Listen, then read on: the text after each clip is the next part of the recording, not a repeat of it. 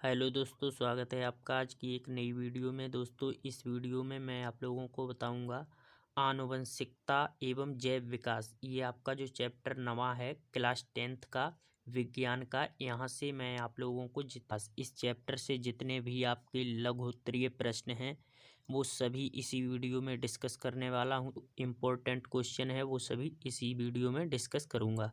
तो दोस्तों, वीडियो में अंत तक बने रहिए। चलिए आगे देखते हैं। तो चलिए दोस्तों देखते हैं। प्रश्न नंबर ये है आपका दूसरा। ठीक है, ये जो है आपका इम्पोर्टेंट क्वेश्चन है। देखिए, शुद्ध लंबे तथा शुद्ध बौने किस्म के पौधों में संकरण कराने पर प्रथम पीढ़ी में किस प्रकार के पौधे प्राप्त होंगे? यह परिणाम मेंडल के किस नियम की पुष्टि करता है? इस नियम की परिभाषा दीजिए। दूसरा इसमें अथवा में आ सकता है, प्रभाविता के नियम पर संक्षिप्त टिप्पणी लिखिए। ठीक है, तो चलिए शुरू करते हैं आपका उत्तर। ठीक है, उत्तर इसमें क्या है देखिए, शुद्ध लंबे तथा शुद्ध बौने किस्म के पौधे में संकरण से, ठीक है, यानी शुद्ध एक लंबा पौधा है और एक शुद्ध बौना पौधा है। ठीक है, तो शुद्ध लंबे तथा शुद्ध बौने किस्म के पौधे में संकरण से प्रथम पीढ़ी में, ठीक है, प्रथम जो पीढ़ी होगी उसमें केवल लंबे पौधे प्राप्त होंगे, क्योंकि लंबापन पौधों में प्रभावी, ठीक है, लक्षण है। लंबापन जो लक्षण है वो आपका पौधों में प्रभावी लक्षण होता है, इसलिए प्रथम पीढ़ी में जो पौधे बनेंगे वो सभी संकर लंबे बनेंगे। ठीक है, देखिए, यह मेंडल के प्रभाविता के नियम की पुष्टि करता है। यह जो नियम है वो मेंडल के प्रभाविता के नियम की पुष्टि करता है। प्रभाविता का नियम देखिए, इस नियम के अनुसार जब परस्पर विरोधी लक्षण वाले पौधों के बीच संकरण यानी क्रॉस कराया जाता है, ठीक है, इस नियम के अनुसार जब आपका परस्पर विरोधी लक्षण वाले, ठीक है, पौधों के बीच संकरण कराया जाता है तो उनकी संतानों में, ठीक है, तो उनकी संतानों में विरोधी लक्षणों में से केवल प्रभावी, ठीक है, यानी डोमिनेंट लक्षण प्रदर्शित होता है तथा दूसरा अप्रभावी, ठीक है, जो अप्रभावी होता है वो लक्षण प्रदर्शित नहीं होता है। ठीक है, जो प्रभावी लक्षण होता है वही संतानों में जो है प्रभावी लक्षण ही आपका प्रदर्शित होता है। ठीक है, और दूसरा जो अप्रभावी लक्षण होता है वो प्रदर्शित नहीं होता है। इसे प्रभाविता का नियम कहते हैं। तो ये था आपका प्रभाविता का नियम। ठीक है, ये क्वेश्चन इंपॉर्टेंट है, आप लोग तैयार कर लीजिए। आगे देखिए, दूसरा जो आपका क्वेश्चन है वो है, देखिए प्रश्न नंबर तीसरा, ये भी इम्पोर्टेंट है। देखिए, समयुग्मजी तथा विषमयुग्मजी में अंतर लिखिए। इनमें आपको अंतर बताना है, समयुग्मजी तथा विषमयुग्मजी में। ठीक है, अथवा देखिए, शुद्ध तथा संकर जाति में अंतर स्पष्ट कीजिए। देखिए, यहाँ पर आप देखिए, संयुग्मजी तथा विषमयुग्मजी में अंतर, समयुग्मजी तथा विषमयुग्मजी में अंतर। देखिए, यहाँ पर आप लोगों को इधर डाल लीजिए समयुग्मजी, इधर विषमयुग्मजी हैं। ठीक है, यानी शुद्ध और संकर जाति। तो देखिए, यहाँ पर फर्स्ट जो अंतर हो जाएगा वो हो जाएगा जब किसी पौधे के, यानी समयुग्मजी में ये शुद्ध जो है इसमें है, जब किसी पौधे के इकाई लक्षण के लिए कारकों के युग्मक में, ठीक है, यानी जब किसी पौधे के इकाई लक्षण के लिए कारकों के युग्मक में जीन्स समान होते हैं तो यह पौधा उस लक्षण के लिए समयुग्मजी कहलाता है। ठीक है, यहाँ पर क्या होगा देखिए, जब पौधे में जीन जोड़े के दोनों युग्म विकल्पी, ठीक है, यानी जब पौधे में जीन जोड़े के दोनों युग्म विकल्पी यानी एलील्स अलग अलग होते हैं तो यह पौधा उस लक्षण के लिए विषमयुग्मजी होता है। यानी यहाँ पर क्या बताया गया है, जो जोड़े के जीन होते हैं वो युग्म विकल्पी जो होते हैं एलील्स, ठीक है, जोड़े के जो एलील्स यानी जीन होते हैं वो अलग अलग होते हैं तो वो पौधा कैसा होगा, उसका लक्षण के लिए युग्म विषमयुग्मजी। ठीक है, और जिसमें जीन समान होते हैं उसे हम कहते हैं समयुग्मजी। ठीक है, यहाँ पर दूसरा देखिए, इसमें क्या है, समयुग्मजी में केवल एक प्रकार के युग्मक बनते हैं। समयुग्मजी में क्या होता है, केवल एक प्रकार के ही युग्मक बनते हैं। और यहाँ पर दो या अधिक प्रकार के युग्मक बनते हैं। इसमें दो या दो से अधिक प्रकार के भी युग्मक बन सकते हैं। तीसरा जो है वो देखिए, समयुग्मजी लक्षण शुद्ध होता है। इसमें क्या है, समयुग्मजी में समयुग्मजी लक्षण शुद्ध होता है। इसमें विषमयुग्मजी लक्षण संकर होता है। आगे देखिए चौथा अंतर है, इसमें दोनों जीन समान होते हैं। जैसे लंबे लक्षण के दोनों जीन यानी कैपिटल टी तथा बौनेपन के दोनों जीन स्मॉल टी एक समान होते हैं। और इसमें क्या होता है, इसमें दोनों जीन असमान होते हैं। जैसे संकर लंबे लक्षण के दोनों जीन जो होते हैं, एक कैपिटल होता है और एक स्मॉल, यानी असमान होते हैं। ठीक है, तो ये थे आपके समयुग्मजी और विषमयुग्मजी में अंतर। ठीक है, अगला देखिए अपना क्वेश्चन जो बहुत ज़्यादा इम्पोर्टेंट है, देखिए कई बार एग्जाम में आ चुका है। ठीक है, ये देखिए क्वेश्चन है,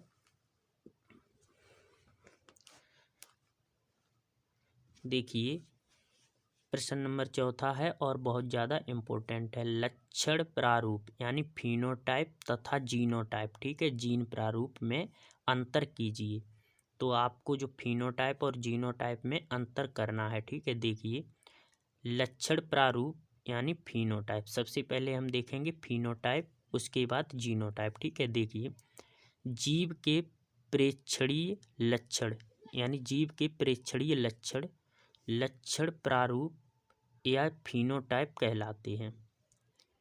यानी जीव के जो प्रेक्षणीय लक्षण होते हैं वो लक्षण प्रारूप या फिनोटाइप कहलाते हैं। जैसे पौधे का लंबापन, बौनापन, बीज का आकार, रंग आदि, ये जो हैं ये फिनोटाइप कहलाते हैं। ठीक है, क्या क्या, जैसे पौधे का लंबापन है, बौनापन, बीज तथा आकार, रंग। ठीक है, ये सभी आपके फिनोटाइप होंगे। ठीक है, किसी विशिष्ट लक्षण प्रारूप का जीव शुद्ध भी हो सकता है, यानी कि किसी विशिष्ट लक्षण प्रारूप का जीव शुद्ध भी हो सकता है व संकर भी। जैसे लंबा पौधा कैपिटल टी भी हो सकता है व कैपिटल टी और स्मॉल टी भी। ठीक है, यानी ये संकर हो गया, ये शुद्ध हो गया। तो ये लंबा ही है और संकर है तो भी यही लंबा ही होगा। ठीक है, यह देखिए जीन प्रारूप। अब जीन प्रारूप यानी जीनोटाइप क्या होता है, जीव का आनुवंशिक संगठन, यानी जीव का जो आनुवंशिक संगठन होता है उसका जीनोटाइप कहलाता है।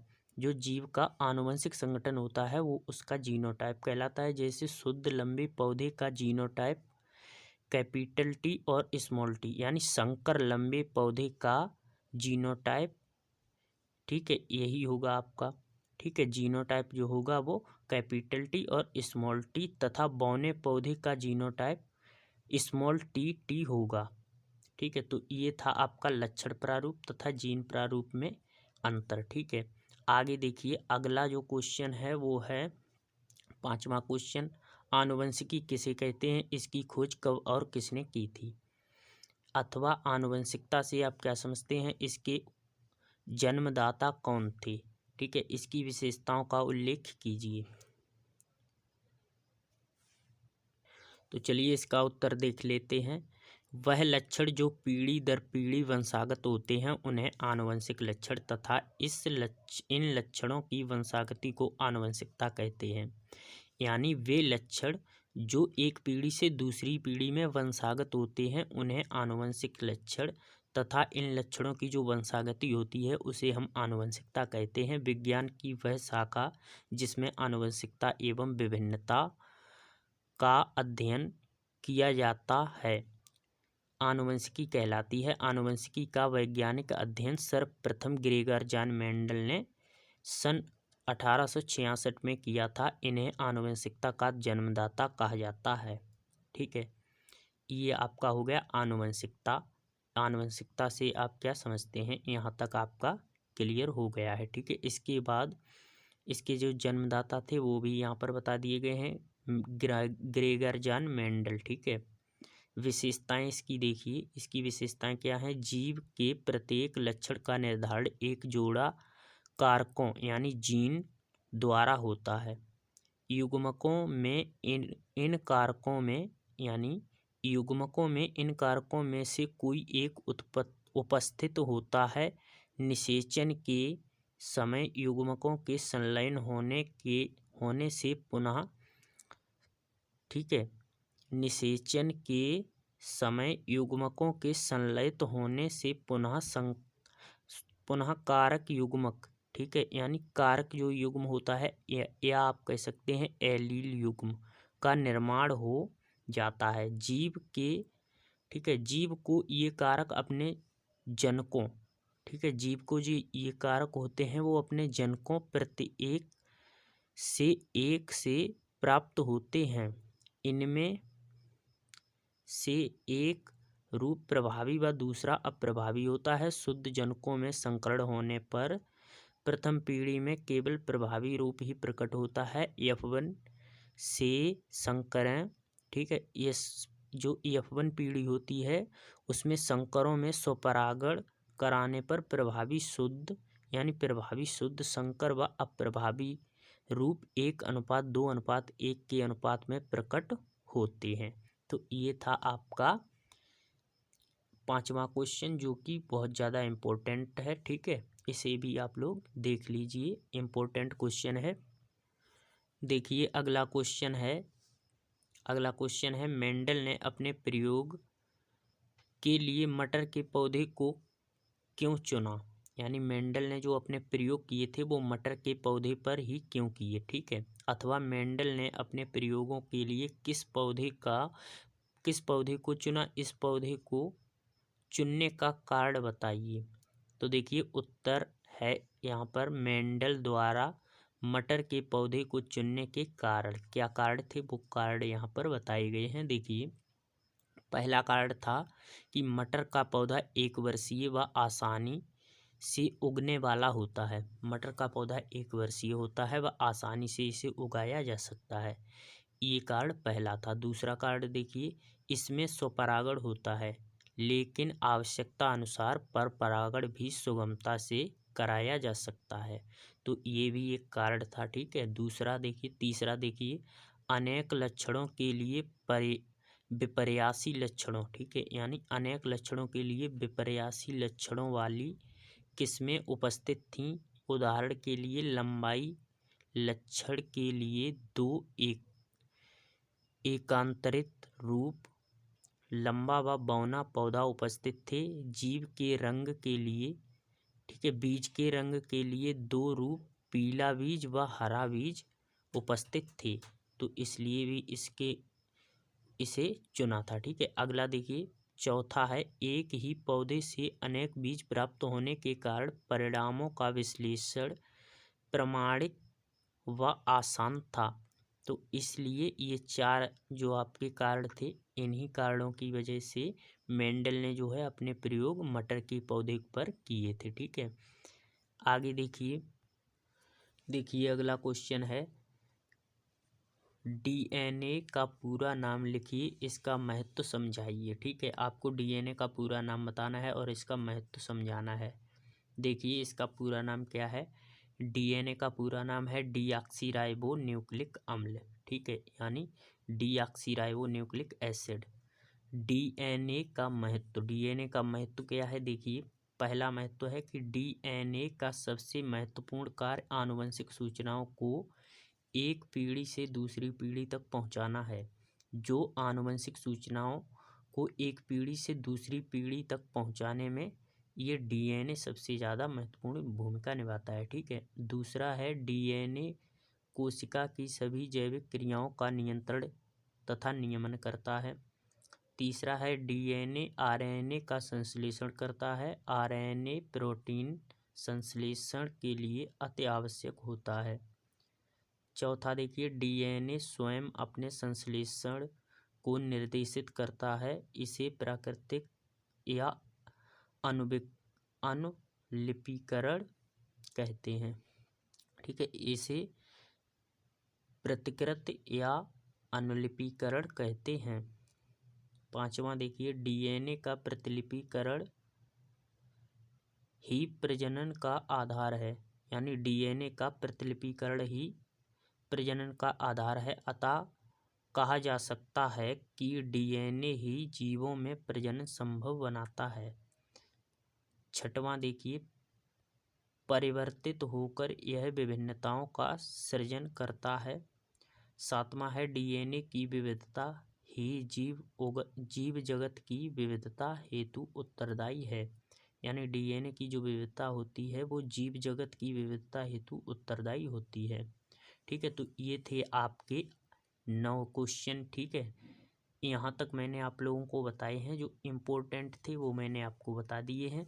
तो दोस्तों ये आप अच्छी तरह से तैयार कर लेना, ये 2023 में आने की संभावना है। ठीक है, इनमें से एक ना एक जरूर आ सकता है। ठीक है, अच्छे से इन्हें देख लीजिए, रिवाइज कर लीजिए। तो दोस्तों वीडियो कैसा लगा कमेंट में बताइए। वीडियो अच्छा लगा हो तो लाइक करना, और चैनल पर नए हो तो चैनल को सब्सक्राइब कर लेना। मिलते हैं नेक्स्ट वीडियो में, तब तक के लिए धन्यवाद।